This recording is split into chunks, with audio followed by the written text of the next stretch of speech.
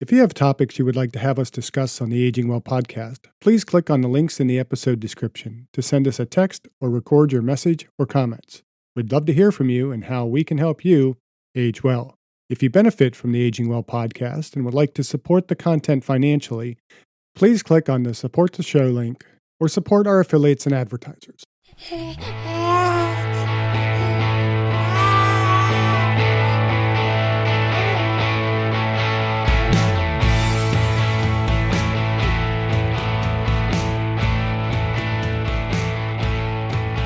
Welcome to the Aging Well podcast. I'm Jeff Armstrong here with Corbin Bruton. In this and the episodes that follow, we will share candid discussions on aging and hear from the experts. We are here to inform and encourage as we experience, well, aging. In today's episode, my guest is Jim Harshaw Jr., host of the podcast Success Through Failure, businessman and former college wrestling coach and All-American. Jim shares the lessons he learned through experience and from many very successful persons. Join us today as we discuss hitting the pause button and creating the environment of excellence that will help us, well, age well. So, Jim, welcome to the Aging Well podcast. It's my pleasure to have you here to talk. I've been a fan of your podcast for years and have learned a lot from it, and I'm hoping our guests can learn a little bit about aging well from your podcast and the things that you have learned over the years. Yeah, thanks, Jeff. Good to be here, man. So first, kind of tell us a little bit about yourself and your background, how you got to where you're at. Yeah. So like you, I grew up in the Western Pennsylvania, Pittsburgh area. Wrestling's in the blood there, as you well know, and grew up wrestling like you did. And blue collar home. Dad was a sheet metal construction worker. Mom was a secretary, and never really thought I would get out of the Pittsburgh area, and thought I'd end up working with my hands like my dad did, which was a great thing that he did. And I just kind of figured I'd follow in those footsteps, and didn't really have a vision beyond that for my life. On the wrestling side, never achieved any of the goals that I wanted to achieve. My goal is to be a Pennsylvania state champion, and never even got on the podium. I didn't not only did I not win the championship, I didn't even place in the top 6. And luckily, I worked hard. Mom and dad, they're just the hardest working people I know, and still to this day are. Yeah. And that opened some doors for me. So I had good grades in high school. Had some coaches who saw me work hard and saw my work ethic and attitude, and got recruited. So I got recruited to University of Virginia. I had some great choice. I had a couple Ivy Leagues recruit me, and UVA. And so I ended up choosing UVA. And, I show up there, and, I look around, and I just felt out of place. Didn't feel like I belonged. I felt like everybody there was smarter than me. Everybody there was more successful than me. Everybody there certainly had more money than we did, and, I just felt out of place and didn't really have any confidence. Again, didn't have a vision, kind of was a recruited walk-on, didn't see myself. I didn't even know if I was going to make the team or wrestle for more than a season. And fast forward 5 years, and I'm an All-American. I'm an All-American, 3-time conference champion, invited to live and train at the Olympic Training Center as an Olympic hopeful. And so complete transformation, right? And 2 degrees, from a great, the number 1 rated public school in the country, had an undergraduate degree and a master's degree. So just a complete transformation for me there. And that set me off onto a trajectory of success. I ended up getting into coaching, and at one point I was the youngest Division I head wrestling coach in the country. And so I coached for about 12 years, loved it, got out of coaching, started my first business, and that was successful. Sold that, and then I raised some angel capital and started my second business, which was a technology company. And I put my head down and went to work on that. That's what I know how to do, is I know how to work, right? So I put my head down and I went to work on this business that was going to be the future for my family, right? This was going to give us the flexibility and financial freedom, and everything that we wanted in life was going to come from this business. And I put my head down and went all in on this thing. And, 2 years later, I finally lifted my head up and looked around and realized that everything that I was working towards, everything that I wanted, I was turning my back on. I was doing the opposite. I had a failed business. We had debt up to our eyeballs. I had a struggling relationship with my wife, wasn't spending enough time with my kids. I was in the worst physical shape of my life. I was were broken and broken essentially at that point. And, all these sort of feelings of self-doubt and lack of confidence and lack of vision, all this came back. I thought I'd kind of gotten through that part of my life, and all these feelings were coming back. And I remember I was closing down that business, Jeff, and I was sitting on my couch and I was like scrolling through jobs, like scrolling through Craigslist looking for jobs, like, there's jobs for like internships and unpaid internships and like paper boys and stuff like that. And I'm thinking like, how did I get here? Like, this wasn't supposed to be my trajectory. And I closed the lid on my computer, and I went upstairs and laid down next to my wife. She was already asleep in bed. I just stared at the ceiling, like laid there looking at the ceiling, thinking like, how did this happen? Like, how did I get from where I was, all-American, successful coach, successful entrepreneur, to this, like back at the bottom?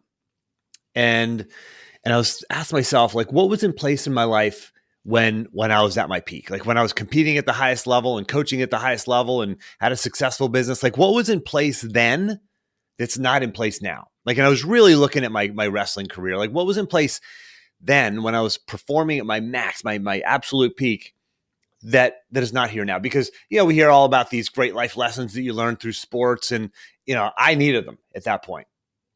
And it, like, literally laying there that night, Jeff, it was like a camera lens coming into focus. I'm staring at the ceiling, and I realized there was a framework in my life. There were 4 things that I identified that night that were very clearly part of my life in the past, but were not part of my life now. And I'll go through those 4 things. So those 4 things are this. So number 1, like when I was competing, I knew what I valued. Like I probably couldn't have stated them as core values like I can today, but I knew what was important to me. And, I wanted to be tough and disciplined and respected, like all my coaches and heroes and mentors. I wanted to go on to success after wrestling, like so many of them did. Like, that's what I valued. And number 2 was I had goals that aligned with those values, not goals that aligned with anybody else's values, not goals that aligned with my parents' values or my teammates' values or my coach's values or anybody else. It was like they were perfectly aligned with Jim's values. And what happens today, like in the real world, is, most people base their goals based on what they see in social media or what the mass media tells them what they should want or what they see parked in their neighbor's driveway.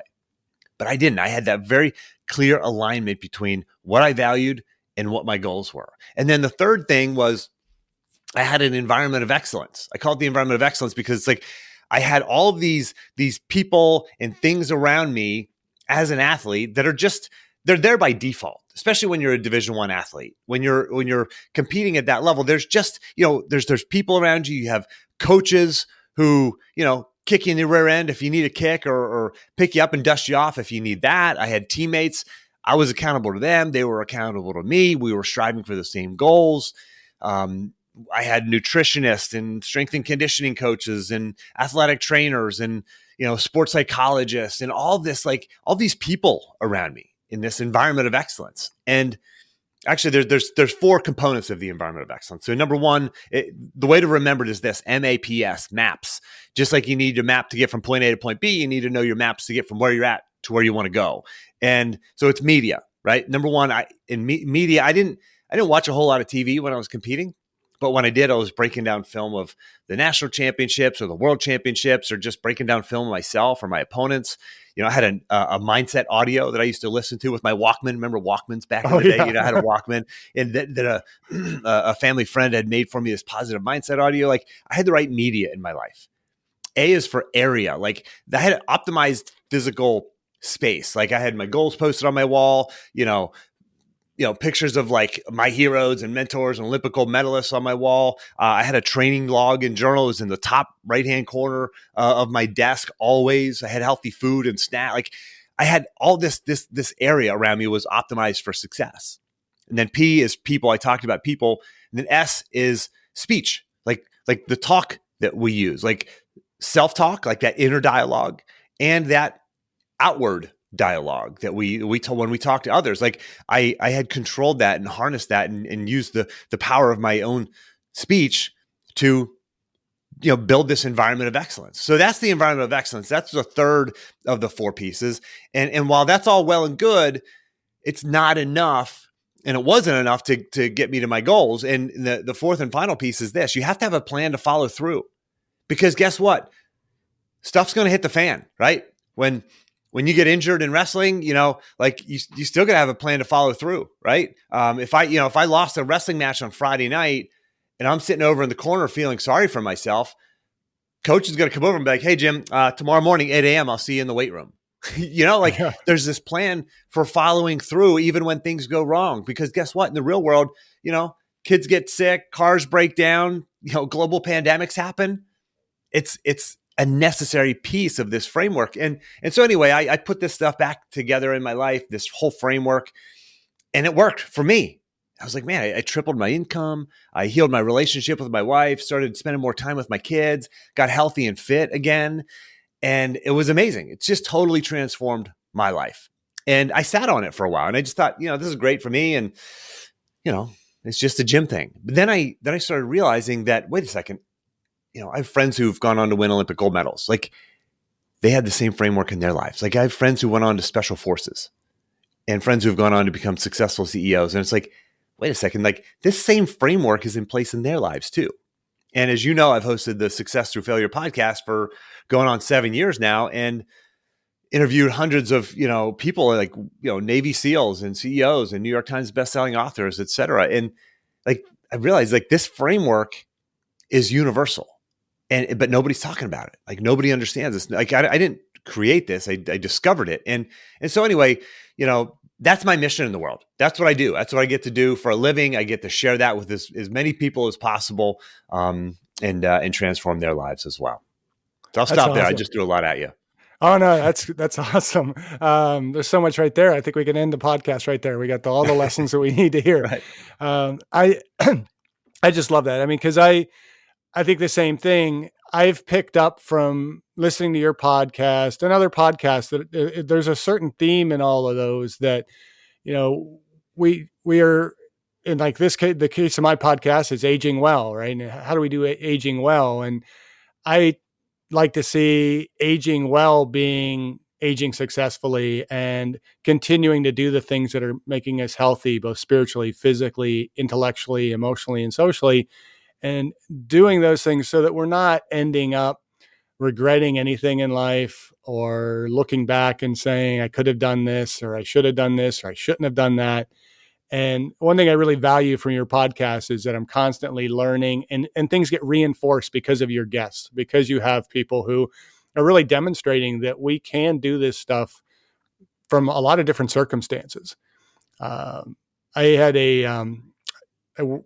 did a workshop, I guess it was a workshop, kind of a keynote speech for Sandy Griffin, who's a friend of mine, who's a bodybuilder that got into the sport rather late. And she does a 12-week transformation every year. And last year with COVID, it went kind of online. So I got to do my own little spiel to her group, but I also got to participate in some of the different guests that she had on. And one that she had on was Sarah McMahon, the women's wrestler and now UFC fighter. And just amazing story. And as I listened to her, and I got an opportunity to ask her afterwards, it's like, if you can, and this is a question, maybe I could ask you the same question. If you could change one thing in your, redo one thing in your life or change one thing in your past, what would you change? And her response was nothing, because, if I changed anything, I might not have the two wonderful kids I have, the husband that I have. I would not have the success that I've had in wrestling and the UFC and everything else. And when I got off the call and I was talking with Sandy, she said, did you know her past? And, she's come from a really rough upbringing, definitely circumstances that you would say, yeah, if I could go back and change these circumstances, my life would be so much better. But she saw it as, no, I needed to live that past in order to be where I am now. Yeah. So.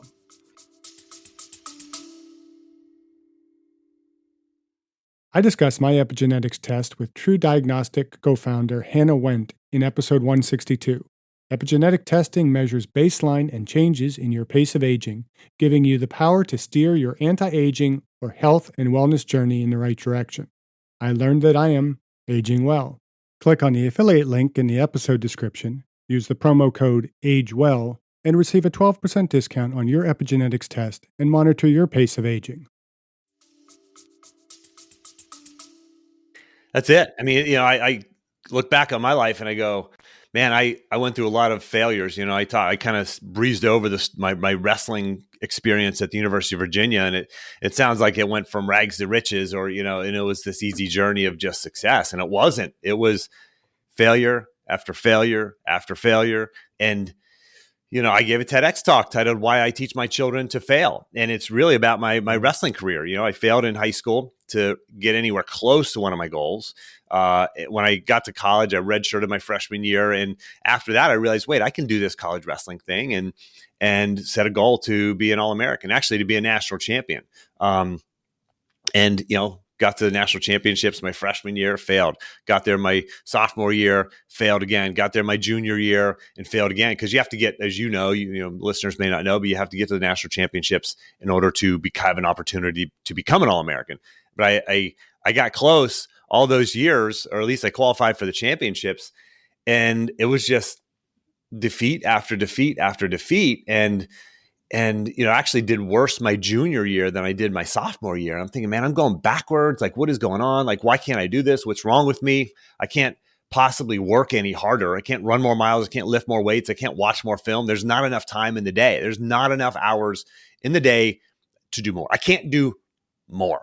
And that forced me into a corner of like, you got to figure out what is it that you're missing. And I dedicated my entire off season after my junior year to figuring out what was the problem. Like, what am I missing? Do I got to get stronger? Do I got to get in better condition? Do I got to get better at a certain technique, getting off bottom, whatever position it is? Like, and dedicated that summer. I just trained all summer, went to wrestling camps, as I signed up to be a counselor at all these wrestling camps, and they bring in these, Olympians and world-class wrestlers. And I was just picking their brains, and I got to my senior year. There was the night before the first tournament of the season.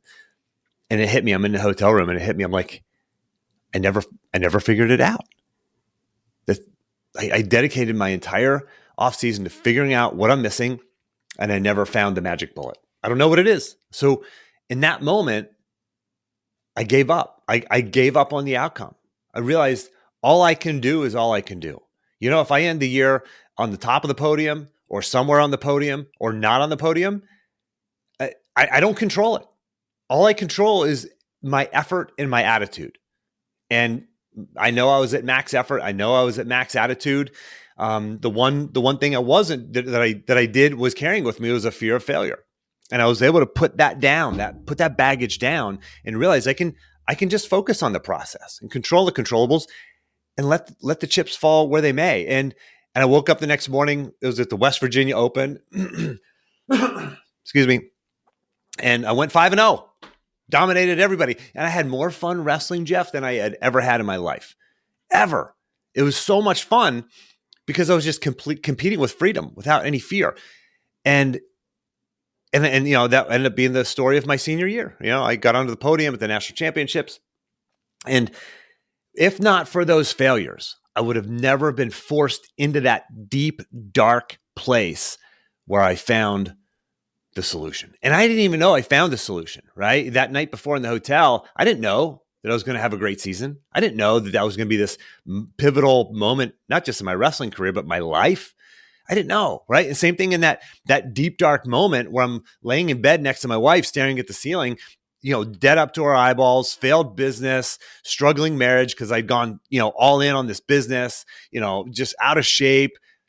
I didn't know that deep, dark, painful moment was going to be why I'm here talking to you today, like the catalyst for success. And we don't see that, right? People want to avoid the pain, and I get it. I'm not looking for my next failure in terms of I don't want this business to fail. But you know what? I'm willing to fail along the way, and I'm willing to try things. I had actually just a big business failure over the past 6 months, invested a ton of money into a new initiative, and tens of thousands of dollars, and it didn't work. And I've gotten to the point where I truly and deeply believe and know in my heart of hearts and the depths of my soul that investment, that failure, I am smarter, stronger, wiser, more confident because of it, not despite it, but because of it. And this forced me into a corner to look at things differently. And I knew that was happening. This is the first time in my life where I've actually known that this was happening. And I'm like, okay, I'm in this deep, dark place again. It wasn't anywhere near like where I've been in the past, but like it was this huge transformation happen. And it's like this huge catalyst has already happened for me. And it's been amazing. So for the listener that's going through whatever you're going through, whatever you've gone through, your success will be found because of that, not despite that. Like embrace it and ask yourself, why and how am I better because of this? Great story. And can you maybe just share some of the lessons that you've picked up over the years from this podcast of yours? Sure. Yeah, I'll tell you the biggest one. Especially as they kind of relate to the aging successfully kind of theme there. Yeah. Well, I've had Tony Horton on my podcast. Tony he was the guy behind P90X. He sold over $1 billion in fitness products online. I mean, this he's in his 60s now and absolutely crushing it physically. There's a guy, so I'm part of a workout group called F3. It stands for Fitness Fellowship and Faith.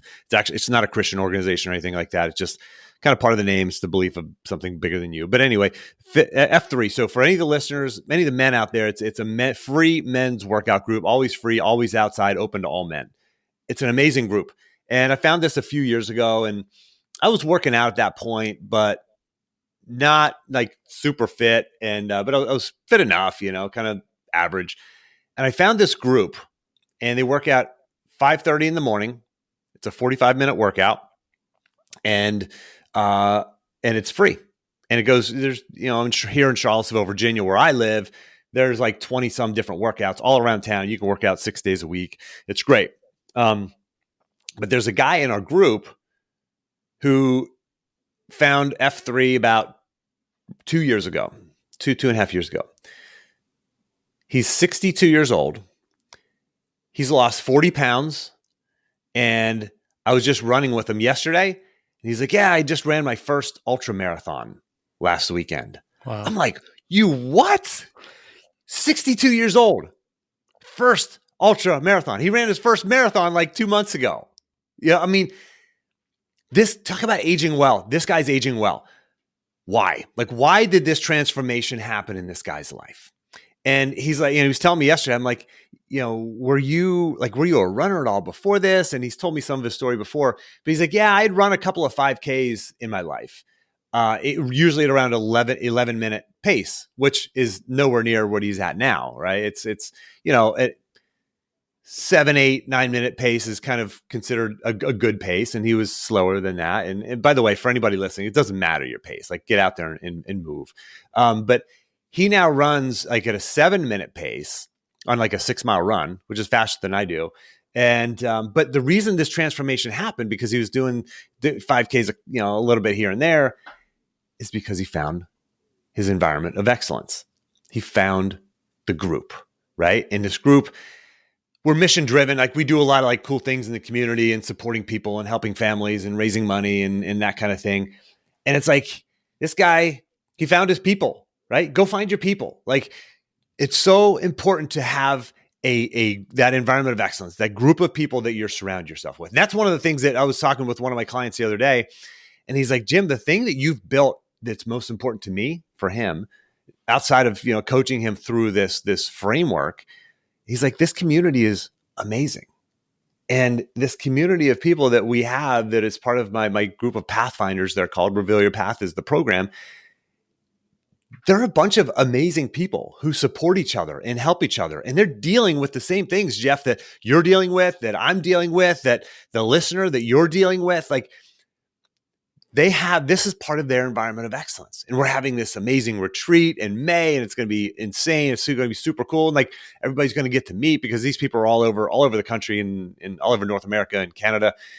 And this is their environment of excellence. Like you have to have that group. It's so hard. And if you don't have access to that group, whatever it is for you, the listener, like you're thinking, boy, that sounds great, but there's not an F3 in my town, or I live where I can't get together with a group of people. Find them online, or read the books of the authors, like put them into your head, listen to the podcast, like listen to Jeff's podcast where he's bringing you people like this and talking about stuff like this that you need in your life. Like find your people.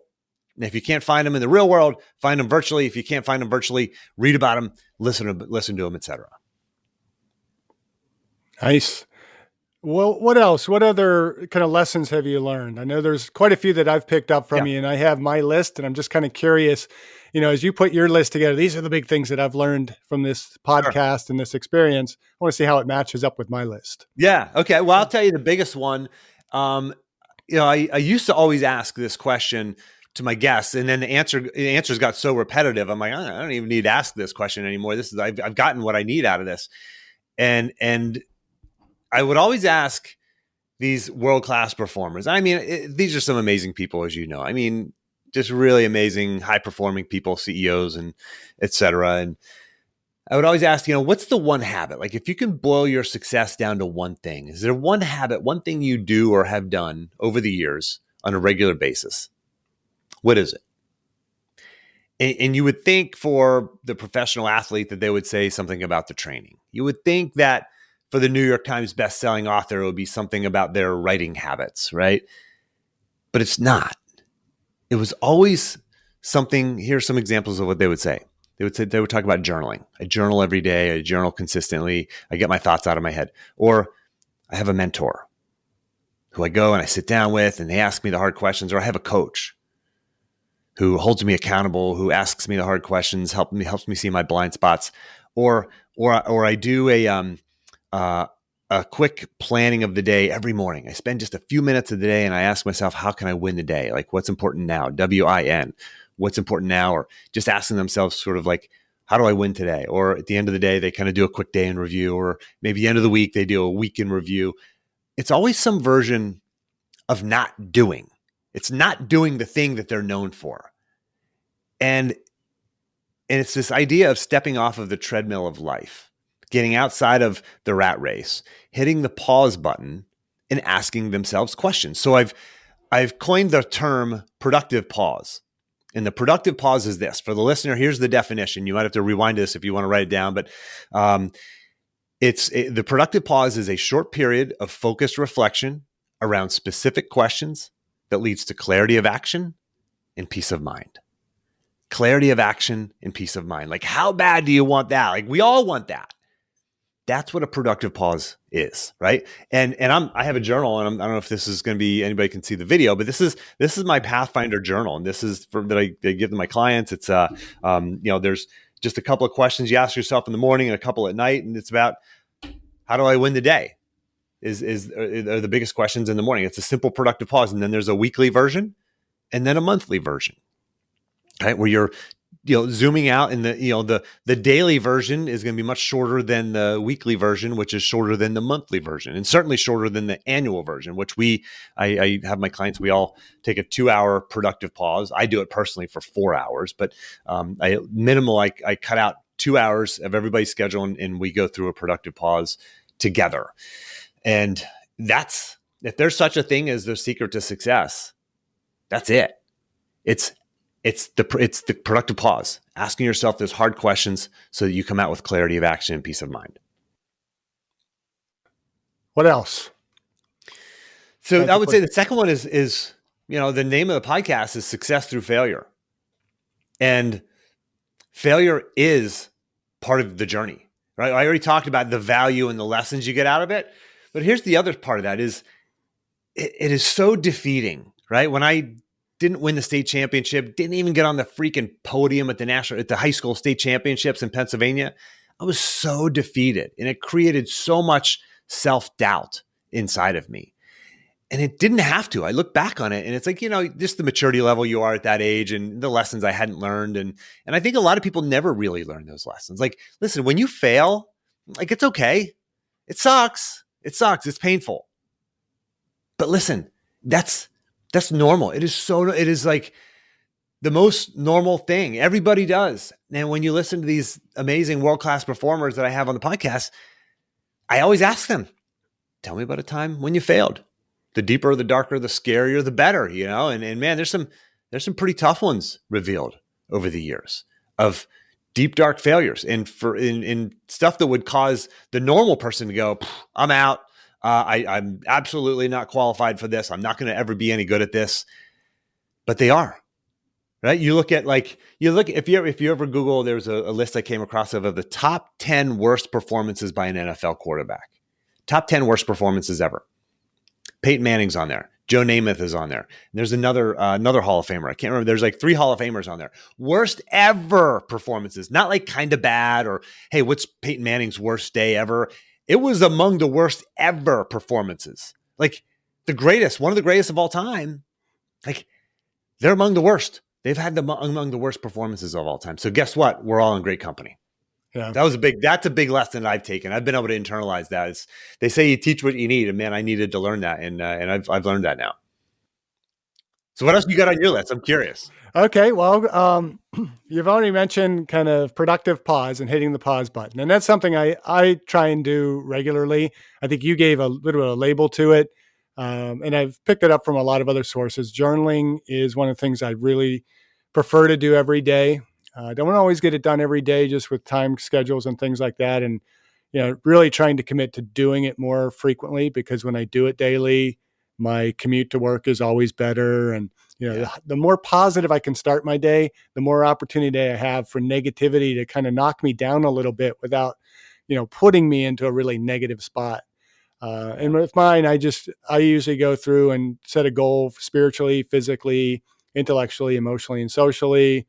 I try and write down daily my mission and then my core values, and I've started kind of listing opportunities, things rather than looking at things I have to do. This is one of those things I kind of picked up from Andy Lozier, that his from have to get, and Andy's another one I want to get on this podcast at some point to talk about his journey, because I don't know if you knew about his 1,000-mile bike ride from Connecticut to St. Louis for the wrestling national championships. I forget how many years ago it was. Oh, wow. I didn't know that. But it was a commitment he made to his team to kind of raise some money for, this is when he was at Sacred Heart.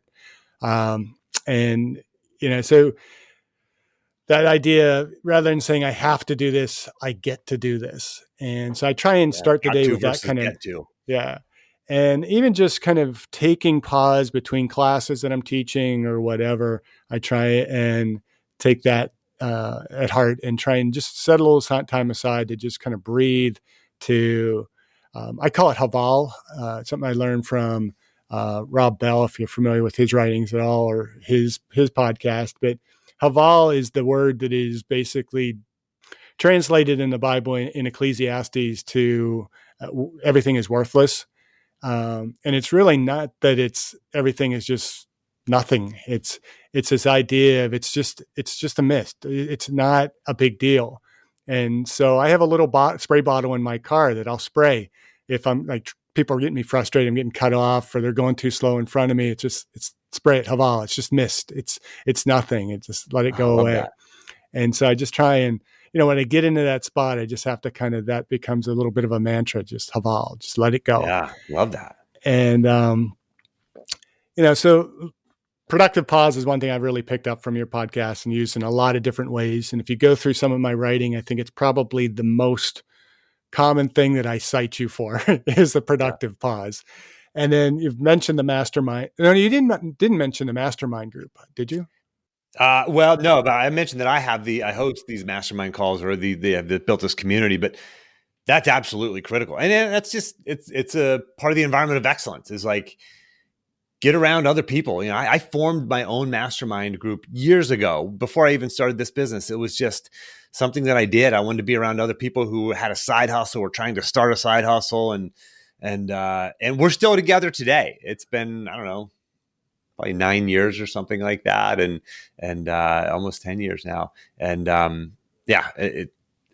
surround yourself with the right people, right? I found that, kind of started with one person and said, hey man, I want to start a mastermind group around, starting a side hustle that's going to become your full-time thing. And so he and I started meeting, and then I said, together, let's, identify a third person, agree on a third person. We agreed on a third person, and then the three of us agreed on a fourth person and a fifth person.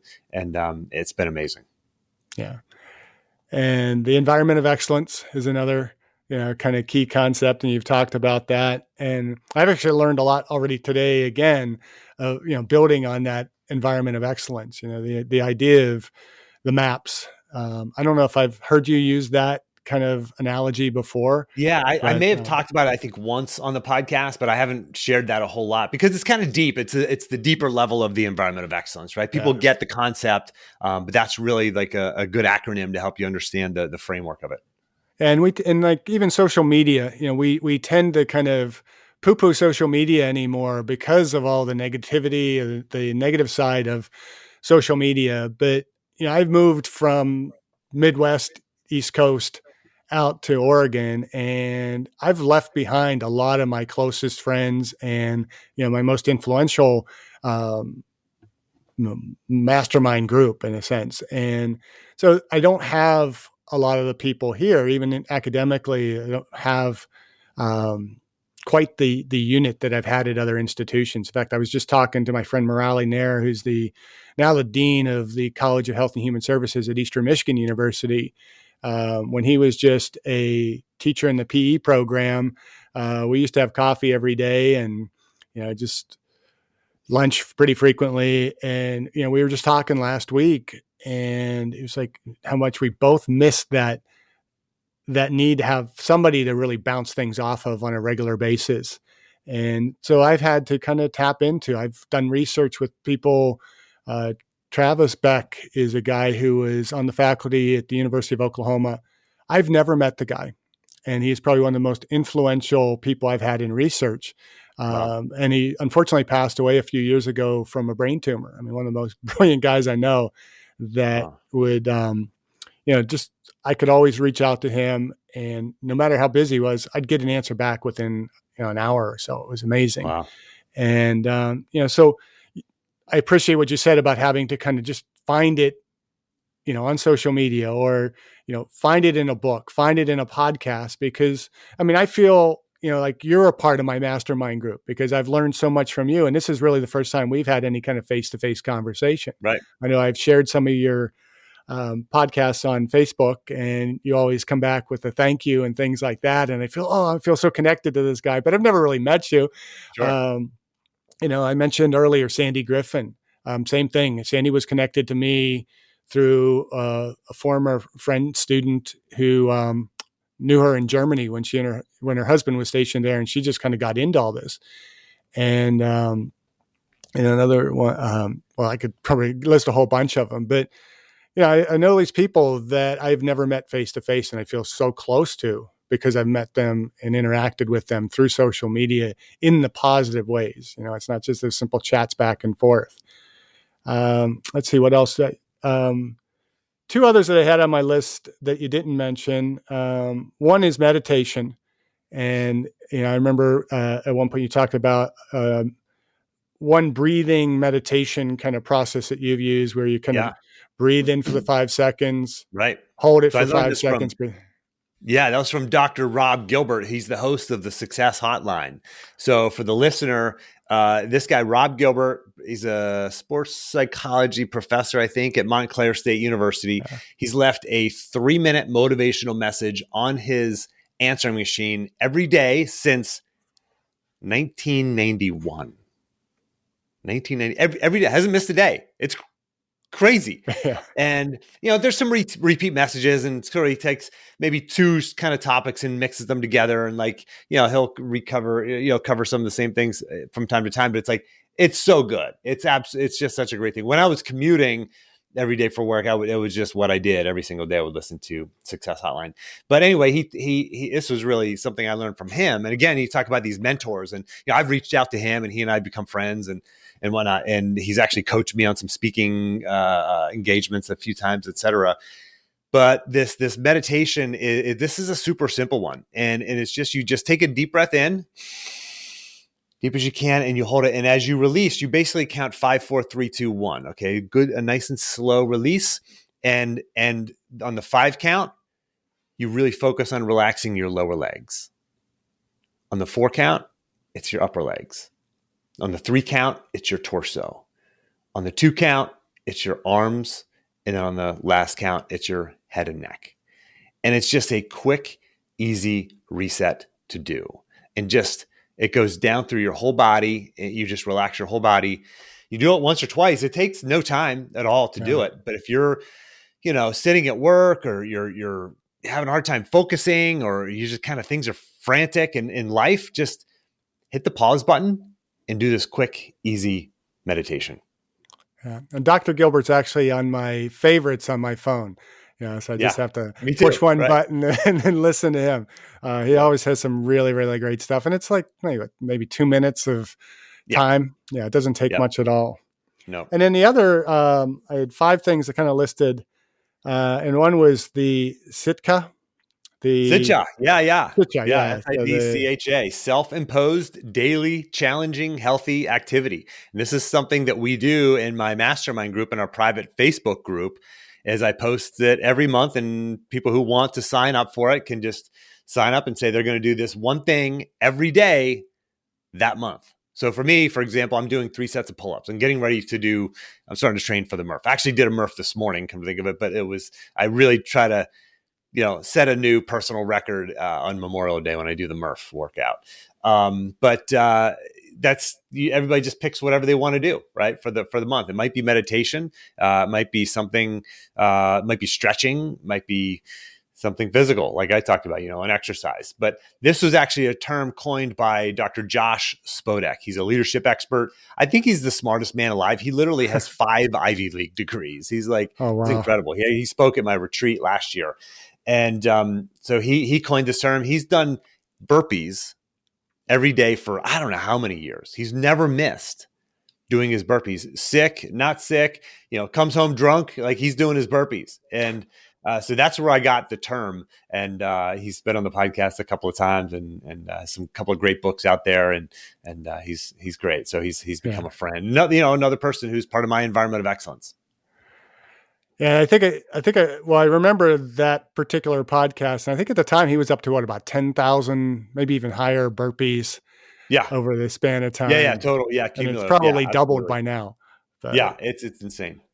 Yeah. And I know others that have kind of picked up on it. I know like Coit Cooper has talked about doing it with like a cold shower every day. Sure. It's just something that is really difficult that's going to benefit your health. And I thought, that's another big lesson that I've learned that hopefully has helped me age a little bit more successful. Yeah. Yeah. And it's going to be different for everybody, right? Different at different ages, like, just, you got to pick what works for you. And like, if you get anything out of this message today, I hope you figure out, like, do what works for you, right? There are all these diets and all these experts talking about, like, as you age, as things change in your life, as your, kids move out of the house, or your job situation changes, as you get older, as your body changes, like, you don't have to be like my friend who I just said ran his first ultra marathon at 62. You don't have to don't be like, oh man, I can't do that. And then beat yourself up for it. No, like, if what you can do is go for a walk, go for a walk. That's part of aging well, is like figuring out what works for you. Like, I had Tim Ferriss on my podcast, and he said, if you layer, if you take all the morning routines of all these experts and gurus out there, and you layer them on top of one another, and try to do it, you'll be doing your morning routine until 3:00 in the afternoon. Like you can't do all of this stuff, right? You've got to pick just what works for you. And actually, my podcast episode, by the time you publish this will have already been published, but I just recorded the episode about the perfect diet. I have the perfect diet, guaranteed results, right? We hear about all these diet options out there. There's, keto and paleo and on and on. And I'm like, I have the perfect diet. This one is, I finally found it, the perfect diet. And it's essentially like testing, trying, iterating, failing, and figuring out what works for you. I have right now what works for me. If you listen to my podcast from a couple of years ago, I talked about how I used to always have a smoothie at lunch, and it had spinach and broccoli and all this gross stuff in it, and I don't do that anymore. I've totally made a switch, right? My life situation has changed. And it's just easier for me. I work from home now. And so it's so easy for me to make an amazing salad every day for lunch, and I do intermittent fasting. Guess what? Because I do that, you don't have to do that for the listener, right? You pick what works for you. Yeah, that's a challenge for me as an academic in exercise physiology. Yeah, and these students, they want to hear, And they have to teach these guidelines. And it's like, okay, I'm going to teach you these guidelines that the American College of Sports Medicine says are, what you should be doing for your health. And then we're going to throw them out the window because everybody's different. Everybody's goals are different. And these only work in a really small, extent of your health and human performance. I mean, if you really want to be better, you got to do more than this. This is minimal guidelines. And so, it's really fun teaching when there's really no complete answers. If anything, I've learned that everybody is so different. We just have to take kind of the starting point and then find out what's going to work best for us. Yeah. So I'm looking forward to that podcast. I'll have to listen to it. Yeah. And to extend what you talked about, everybody's different. So I work with a business partner, a guy named Dr. Tom Perrin. He's one of the leading sports psychologists in the United States. You probably never heard of him, but he's worked with some of the biggest names and teams out there, professional and college, et cetera. But he and I do a lot of work together, and he has an assessment that he uses. He didn't create it, but he uses it. This came out of the same body of research that like the DISC assessment came out of and some different things. But working with him and learning from him, I realized the depth of difference between people. Like there are people who write down their goals every day. Like Coit Cooper, you mentioned. Coit's one of them. And, that's not me.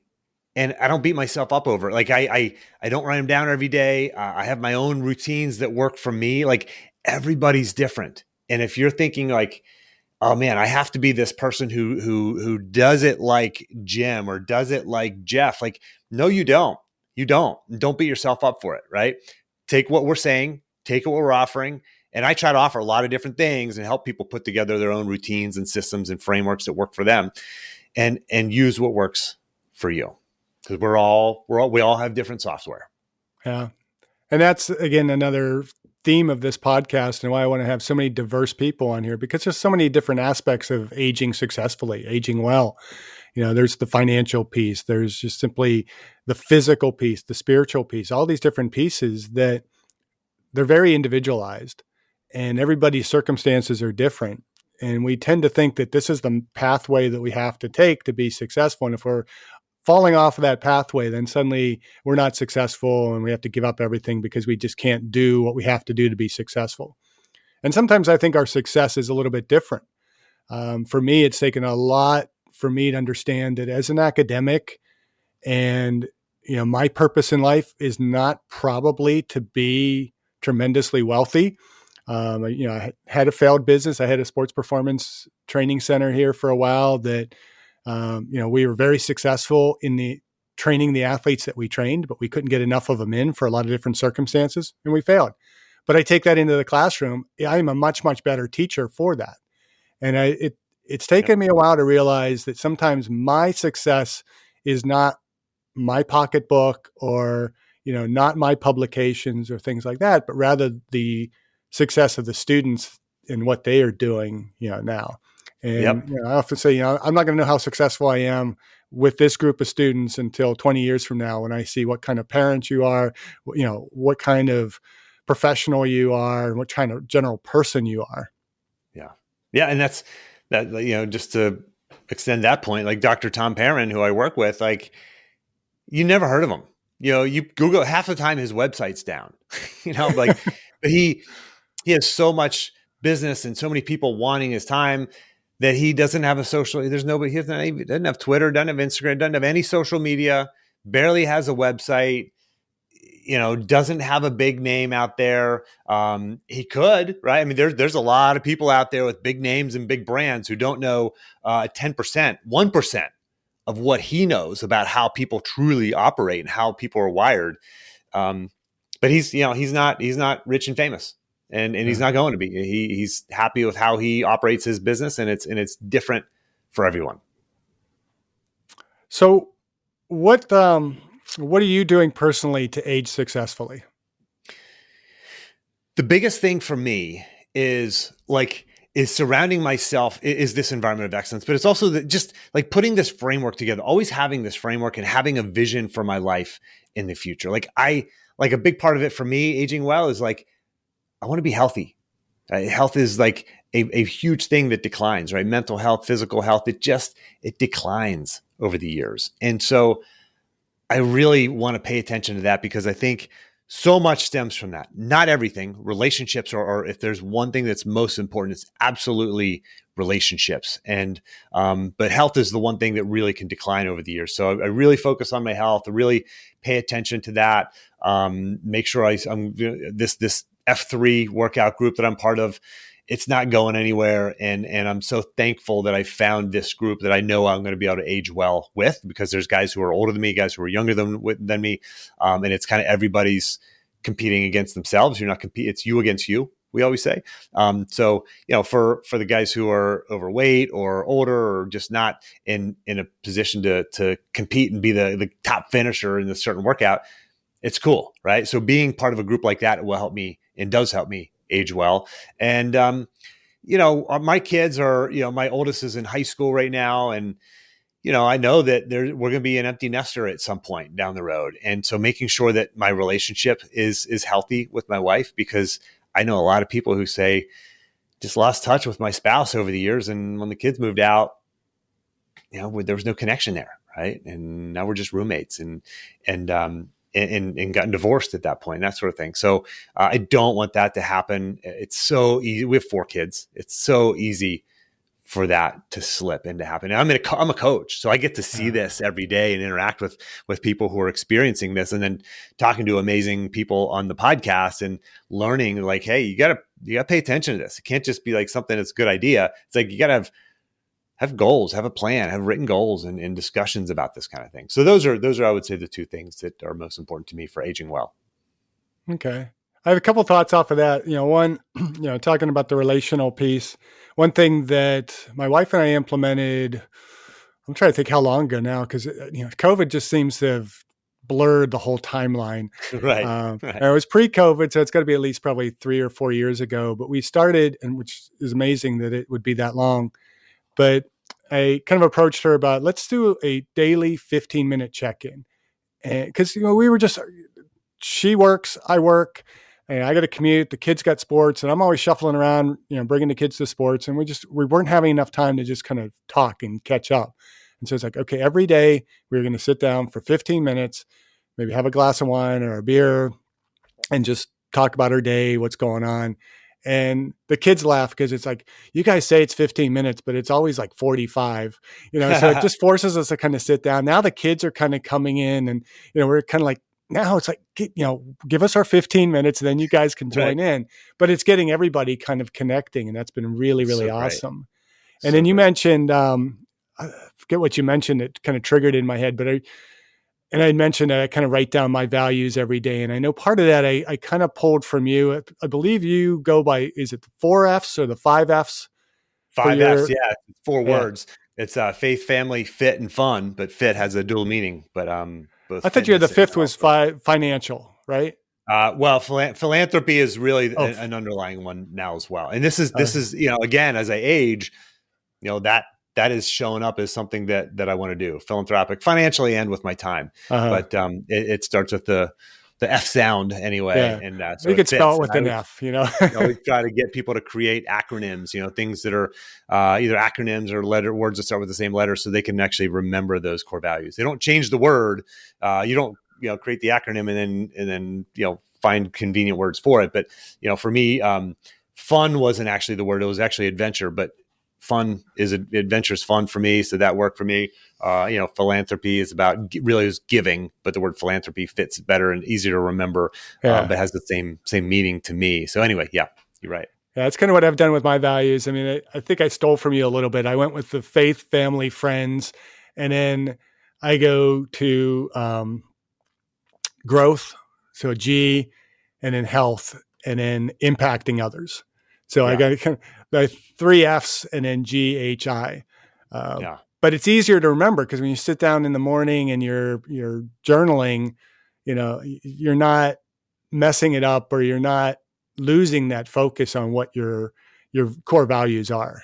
So it's not like, well, this week it's going to be friends, health and diet or whatever it might be. That's what I always tell people. It's like, you don't want to like do some core values discovery exercise And then a year later, somebody walks up to you on the street and says like, "Hey, what are your core values?" And you go, "Hold on, I think I got them on my phone here somewhere. Let me look them up real quick. Or I got them on a piece of paper back home. I'll tell you later." It's like, no, like then you're missing the point. You got to have them like top of mind. You got to have them memorized and committed to memory so that you can make all the decisions in your life using those as your compass, as your guide, right? From the small decision to like, should I eat that donut, or the big decision, like, do I quit my job and get a new job? Like, and everything in between. So, Jim, what products and services do you offer, and where can our listeners find you? So Reveal Your Path is the name of my coaching program.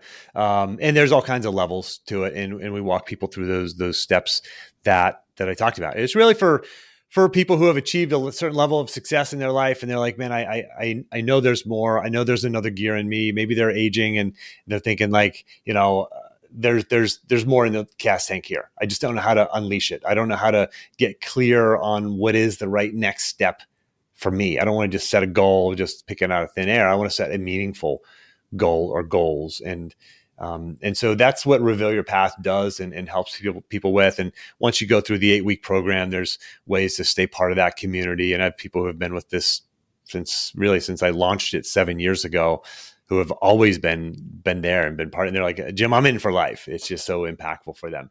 So the way that starts, I mean, the community is very important to me, and it's very important to everybody who's in it. So you can't just sign up for it and jump into it. You actually have to go through me with a phone call. It's if you go to jimharshawjr.com/apply, you can apply for a conversation there, and we can jump on the phone for 30 minutes and see if you're a right fit. Right? If we can help you, great. If not, I can certainly do it all the time, point people in the right direction if it's not a good fit. But jimharshawjr.com/apply. Okay. And your website has a bunch of other links and things that connect people to the different programs I'll give you another link. If you're not ready for the phone call yet, and you just kind of want to get some of the show notes and the action plans and whatnot from my episodes, as well as templates, I have a couple goal setting templates and whatnot. jimharshawjr.com/action. So that's that you can get the action plans from the episode. So that's, again, just same website, jimharshawjr.com/action. Great. Well, I appreciate the time today. This was awesome. And I wish we had like another hour that we could spend. Yeah, likewise, Jeff. We really haven't even gone off on the wrestling tangents or anything like that. We could go way deep on that one. But I mean, it's definitely, I think, a valuable hour of time that hopefully everybody will listen to throughout and from it learn to age well. So thank you. And we hope to have you on maybe again soon. I appreciate that. Hopefully everybody will listen to your podcast as well. Yeah. Come on over. Check it out. Success Through Failure. Thank you for listening. I hope you benefited from today's podcast. And until next time, keep aging well.